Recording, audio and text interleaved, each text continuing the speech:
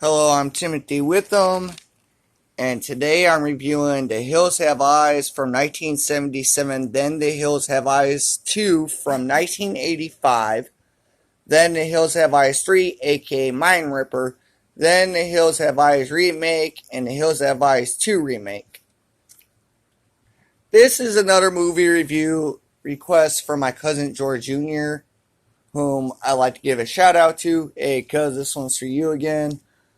The Hills Have Eyes from 1977 was a true classic from legendary director Wes Craven, whom created great horror films such as the Nightmare on Elm Street franchise, the Scream franchise, and one of my favorite horror films of all time, The People Under the Stairs. The Hills Have Eyes from 1977, the main story revolves around a family whom heads through a small country town surrounded by hills, with hopes of finding silver in an old mine, then to California. But their plans get turned into a nightmare when the father, who's a retired detective slash cop, crashes their vehicle. Then all hell ends up breaking loose as they become hunted by a group of inbreds whom live in the hills.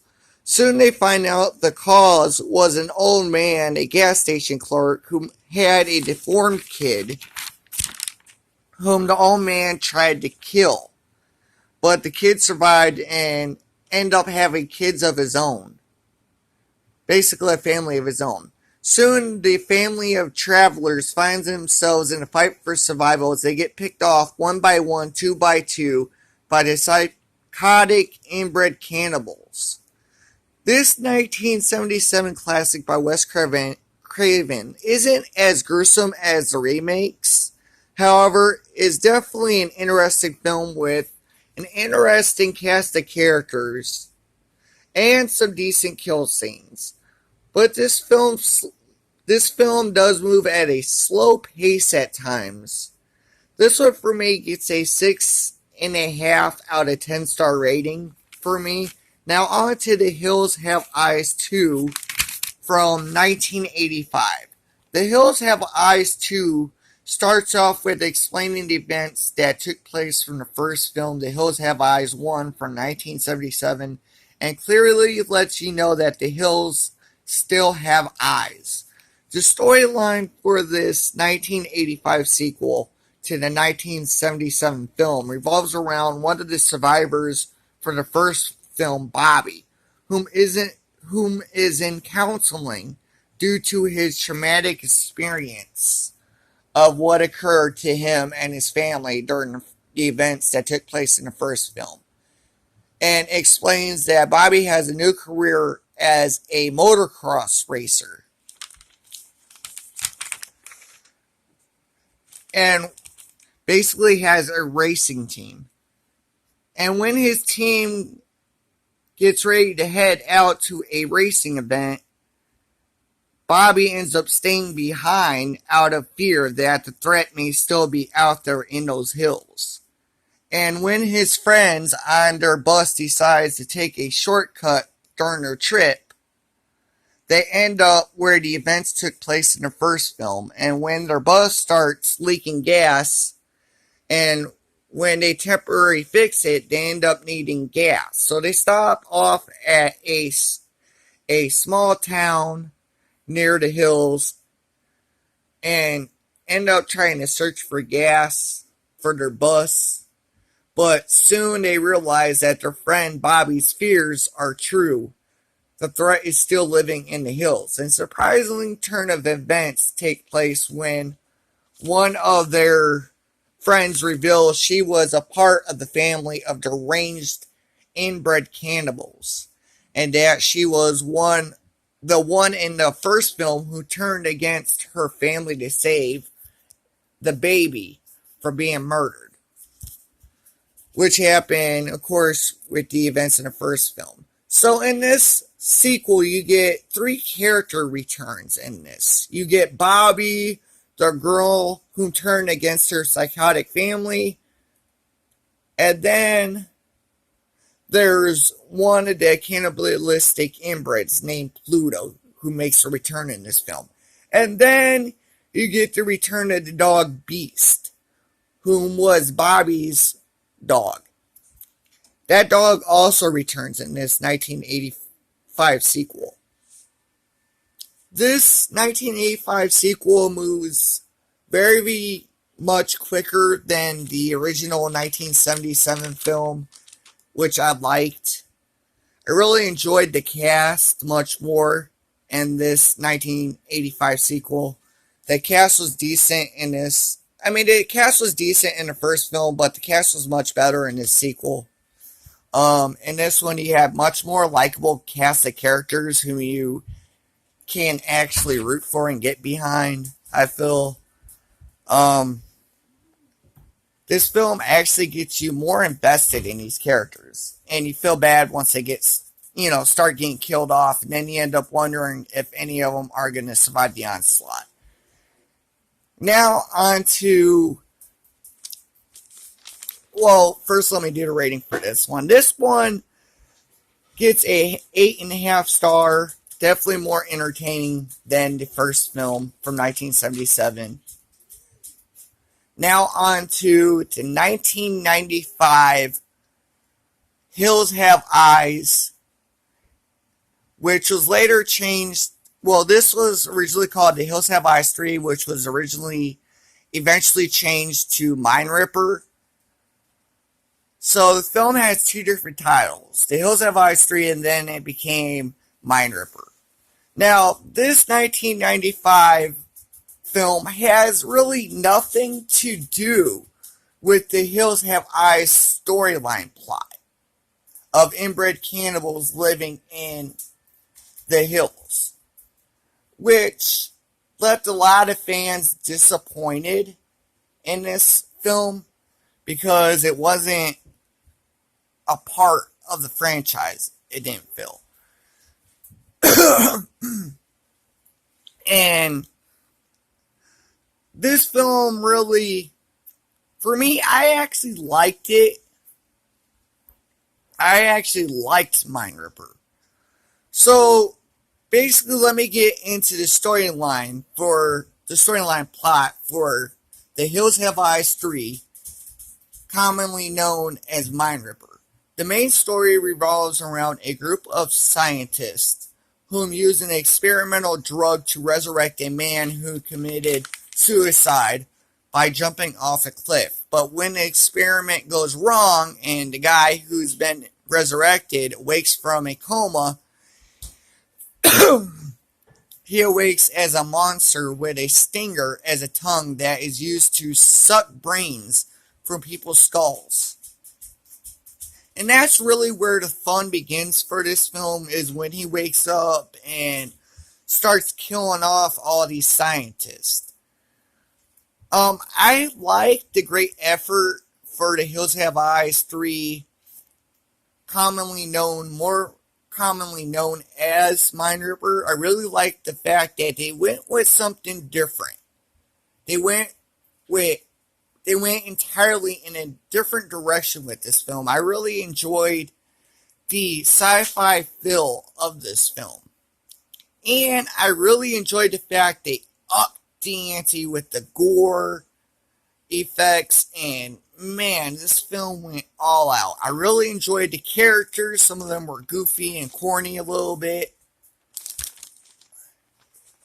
I really enjoyed the sci-fi tone of this one. This one, for me, Mind Ripper, gets a 9 out of 10 rating. Now on to the 2006 remake, The Hills Have Eyes. The storyline for this 2006 remake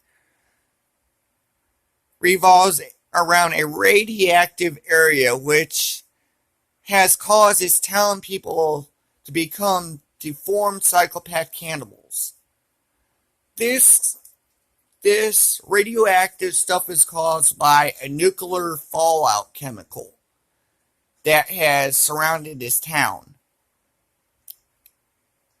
And basically you have all these cannibalistic mutations living in these hills where they track down people and kill them and cook them up and eat them. And the main story, however, revolves around a group of vacationers. Basically, this husband and wife and their kids and other family members they have whom are heading to their parents' anniversary in San Diego, California. Their trip turns into a nightmare as they find themselves and fight for their lives against deformed cannibals. This 2006 remake ups the intense gore scenes, way more gore than its original 1977, adaptation and the 1985 sequel to it. The 1977 versions of the remakes totally lack the gore, and in this film, this remake ups the ante with the gore and special effects. So I really liked the two remakes more than I did the original two. I had much more fun with this 2006 remake than I did the original. It had a much better storyline, much better makeup effects, and even better characters. And the pace for this 2006 remake is really well done, I feel. I really enjoyed it. And I really enjoyed the creepiness of this 2006 remake. This one for me gets a 9 out of 10 stars. Now on to The Hills Have Eyes 2,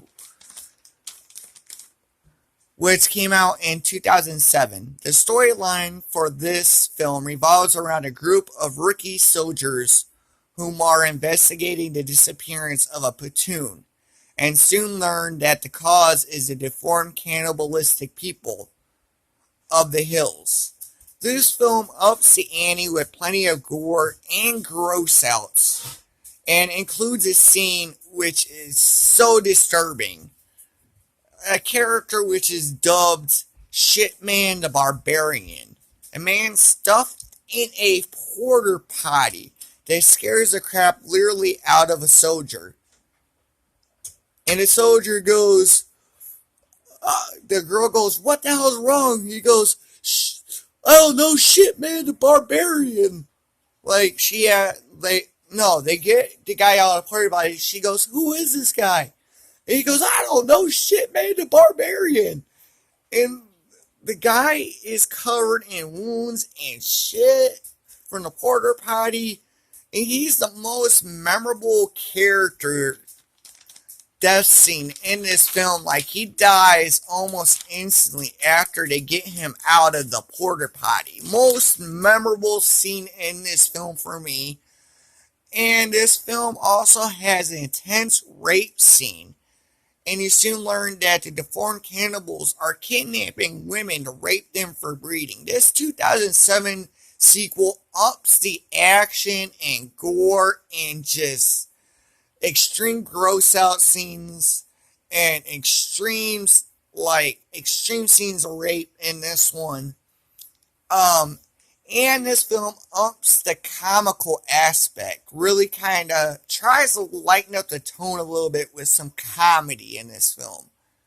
Especially when that soldier gets spooked by the guy that, like, the soldier trying to take a dump and the guy just grabs his balls from out of the porta potty, who he does Shitman the Barbarian. This film definitely has some comical moments, but some very gross out scenes and intense. This film really ups the violence and ups the ante in this one. And my favorite scene, like I said, out of the entire film was Shitman the Barbarian. Hysterical moment for me. I was laughing like crazy with that film.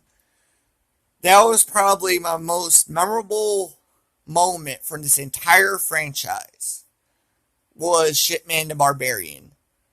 Like, this one for me gets a 10 out of 10 star rating. I really enjoyed this one. And in my opinion, The Hills Have Eyes 2 was the best out of the entire franchise. Definitely a 10 out of 10 star rating for me.